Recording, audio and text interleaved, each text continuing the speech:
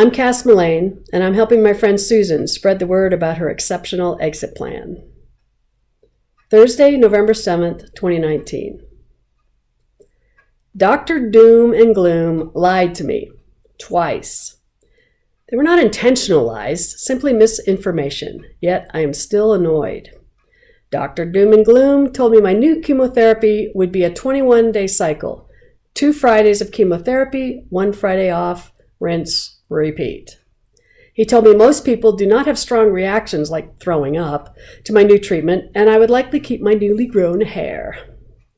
Yesterday, I had my chemotherapy training appointment with Candace, the PA. Chemotherapy training appointments are when you are told which drugs you will be given and what their possible side effects might be. You are also encouraged to ask questions and are given a treatment calendar.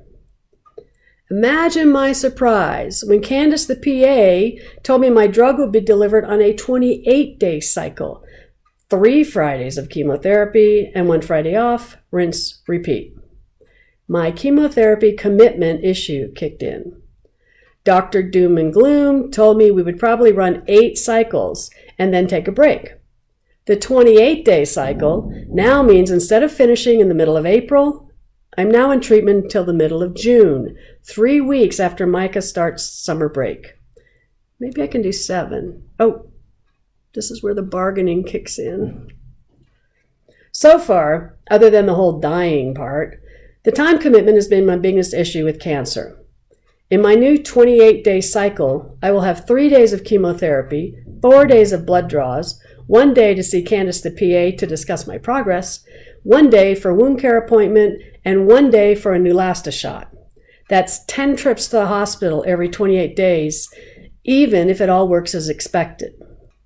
We are not expecting it to work as expected. I have been chronically anemic since I had the flesh-eating disease 23 years ago. This new chemotherapy drug will be just as destructive to my blood cell count as my previous drug. The monthly Neulasta shot should keep my white blood cell in line. However, a blood transfusion will be necessary if my already low hemoglobin and hematocrit drop too much. I had a few transfusions while completing my previous chemotherapy treatments. If I do need a blood transfusion, it will include 2 more trips to the hospital. 1 day, blood will be drawn for a type and screen. Because I've had so many transfusions during the last 24 years, I have now developed red blood cell antibodies and I need special blood. Last year, all the hospitals in Colorado quit running their own blood banks, and now most blood is ordered and shuttled from Denver. The new system means it takes a day for blood that matches me to be ready for a transfusion. The other lie Dr. Doom and Gloom told me was that I would likely keep all my newly grown hair. When I mentioned his statement to Candace the PA, she looked at me sadly and told me my hair might still fall out, and it would most likely get thinner if it did not all fall out.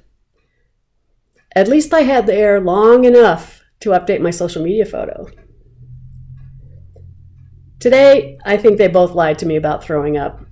I asked Candace the PA if I would get the 3-day nausea shot as part of my treatment, and she told me no, most people do not throw up.